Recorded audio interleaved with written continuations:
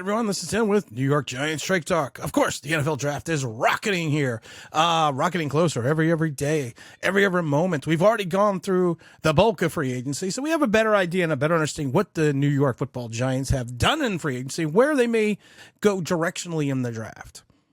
So we're not a big fan of mock drafts. I said that before. I think the mock draft is the crutch of the week in reference to in regards to making content, because anyone can make a mock draft.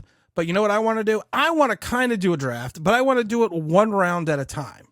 And we're going to start with the 5th round, and we'll do one a week, and maybe 2 a week, because we're going to need to do that to get closer up, because we're going to start with the 5th round, and kind of go that way. We're going to start from the bottom up.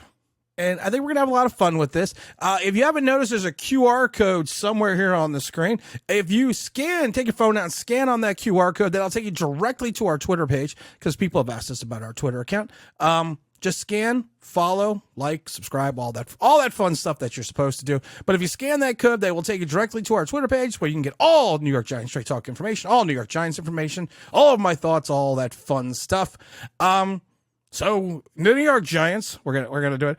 The New York Giants with their 5th round pick, the 160th overall select, and this is something I want to talk about, because you gave Daniel Jones that big bulk of money. You gave him that, technically the average $40 million. Technically, it's an average $40 million over the term of the contract. Technically, it's really more like 32 over 2 when you average it out.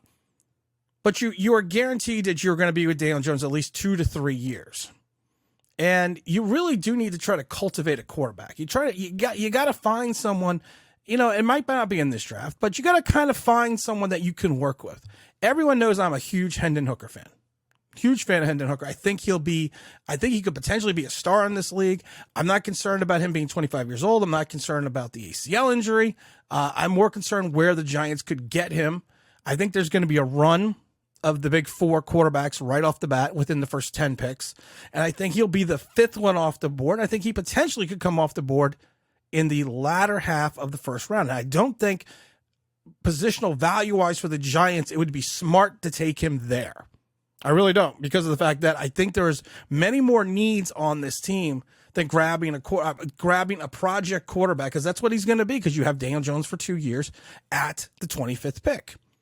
So what I'm going to do is I'm going to go a direction that I think, if you look at the Giants team, if you look at the way they're set up, if you look at the game they want to play, you always want to have your backup quarterback mirror in some regards to your starting quarterback, because of the fact that you don't want to have to change your system of play if something, God forbid, happens to your starter. You want to make sure the guy can step in and still run your offense. So I'm taking in the 5th round, the 160th pick, I am taking Clayton Tune, quarterback, Houston. I like Clayton. Can he carry a tune? I don't know. I know I can. Where do we go, my lovely? 6 feet, 220 pounds. He is a 5th-year starter out of Houston. Has been with the organization, or been with the school, for 5 years. He's kind of a Kenny Pickett of this year's draft, because Kenny Pickett was also a 5th-year starter. He was a 3-star recruit by ESPN coming out of college back in the day. 2018, he played in 5 games, completed 795 yards. He had 795 yards on 117 attempts. Only completed 50% of his passes for 8 touchdowns, was sacked 15 times. As a sophomore, he played a little bit more. He played in 7 games, passed for 1,531 yards on 181 attempts for 58.6 for 11 touchdowns. He also was sacked 20 times and also ran 48 times for 380 yards. As a junior, he kind of picked up his play a little bit, started in 8 games. Total of 8 games for over 2,040 yards on 287 attempts, 15 touchdowns, was sacked 16 times. And as another guy, he ran again for 352 yards. As a senior, played in 14 games for 3,541 yards on 425 attempts. Again, 30 touchdowns, was sacked 36 times, added another 384 yards rushing. And then he's in 2012, which was his 5th year, a 5th-year senior. The dude was a baller. I don't have his stats off the top of my head. So I think he threw for, I forgot. Why don't we, where is this? I had the stats right here. What did I do with them? He threw for over 4,000 yards. He threw for over I think he threw for 37 touchdowns. He was sacked 23 times, had a QBR rating of 109.5, added another 622 yards on 100 carries. The kid is this. The kid is if you want to look at the definition of a project quarterback, but you want to look at the definition of a quarterback that fits the Giants system, it's Clayton Tune. It really is. He's got his arm is not huge. He doesn't have this big arm, but he has this weird confidence in himself where he can fit the ball into tight windows.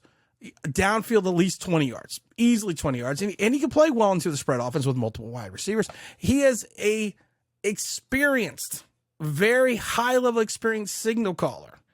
He played 1,506 snaps in college. So he's not a guy that you have a one-year starter like Dwayne Haskins, RIP, and a bunch of, Kiwi Smith, those guys that just had that one season and came in. This guy is an experienced starter. He sees the field well. He has the ability to go down he goes through his progressions. He's able to break down the plays in his mind and his brain fairly quickly. And I think that's great. I think, like I said, he goes through his progressions. He's very disciplined about it. He's a guy that's going to look at the first, look at the second, look at the third, and potentially even go back to the first. So he can break down these plays extremely well. And in some regards, like Daniel Jones, he's a threat with his legs. Is he a big-time scrambler? No, neither is Daniel Jones. Is he a big-time runner? He's probably on the same level as Daniel Jones as a runner, as a designed play runner. And like I said, I think he can do more with his legs that he will be able to do right now with his arm. And he has this ability to look off the safety and create his own space. And he's also a guy he's just a competitor. He is, if you listen to what they talked to him about in Houston, he's just a competitor. He's a guy that wants the ball. He excels in the 2-minute offense. He's, like I said, his arm strength is going to be the issue. It's going to be his little bit of a bugaboo. He'll have to tune in his arm a little bit. The tuna. That's going to be his issue. It's going to be that intermediate level pass. And I think that's what you have to focus on that. He's got to have good ball placement in this league, especially because of the fact, like I said, he doesn't have a cannon of an arm. He does not. But he is a guy that extremely excels in short to intermediate passes. What kind of offense are we describing already? He's got a quick release. He can deliver the ball on a tight spiral. Coaches and players love him. He's one of those guys that we refer to all the time as a leader. He is a leader. Some people do not think he's a good athlete. I think he's a good athlete. I think he's nimble. I think he plays loose. He can, like I said, he has this. It's almost like Daniel Jones at time. It's like I've said it before. It's like my 78 Chevy. You get the 78 Chevy going downhill.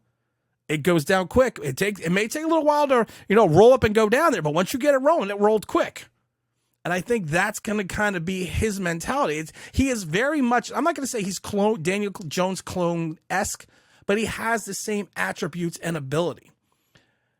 Now, when he's under pressure, I will admit, sometimes he abandons his reads a little too quickly. He needs to focus a little bit more. And like I said, he is only 216s at 6. He's at 6'3". He's only 216 pounds. I'd like to see him get up to be at least 225. I've said it before. He is mobile. Is he a huge threat to run? Not a huge threat, but he's got a decent 40 time, and he has that ability. But like I said, to me, his arm strength is going to really be the issue. I think he has an NFL caliber arm, but he's going to have to be very consistent with his mechanics. And I think he has an issue at times with his mechanics. And I think that's kind of how we're going to have to look at this. He's going to have to be extremely consistent with his footwork and everything else. But like I said, if you're looking for a guy that's got a clean, fast release, that's got good touch, good accuracy on those short intermediate passes, has the ability to go through his progressions, I think he has good to above average. I should rephrase that. I think he has above average to good anticipation and beating zone coverages. I really do. If you watch him play in Houston, and I think his biggest issue is going to be that arm strength. I think he's going to need to learn he's going to have to handle his footwork a little bit better in the pocket. But that's something I think he can learn directly. I think he's a guy that you can get in the 5th round. And I think he's a guy that you can get in the 5th round who you can, if you're going to keep Tyrod Taylor, I think the Giants are probably going to keep 3 quarterbacks this year. If you're going to keep Tyrod Taylor and you want a guy that has the willingness to learn, has the willingness to be a leader, he's going to be your guy. If you want to run an open field speed offense, he is your guy. If you want to run a short, intermediate West Coast style offense, I think he's going to be your guy. I don't think he's, like I said, like Daniel Jones, he's going to have his moments when he'll make big plays with his legs, but you really want him to focus on staying in the pocket, kind of like what we want to do with Daniel Jones, making the plays when needed, looking downfield, and keeping the offensive moving. Maybe in a couple days, we'll have the 4th round pick.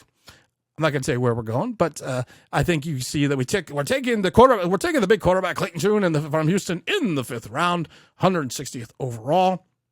We got a lot of videos coming up. We got a lot of live streams coming up in the next couple of days, weeks to come. We got the big draft show coming up as well. We're going to be doing the draft live as always. Got a lot of special guests coming in. We got a special guest coming in, not this week, but next week, to New York Giants Straight Talk, so make sure you tune in for that. As we said before, if you look there over here, or I can't remember, I don't know where the hell to place it. There's the QR code. Scan the QR code.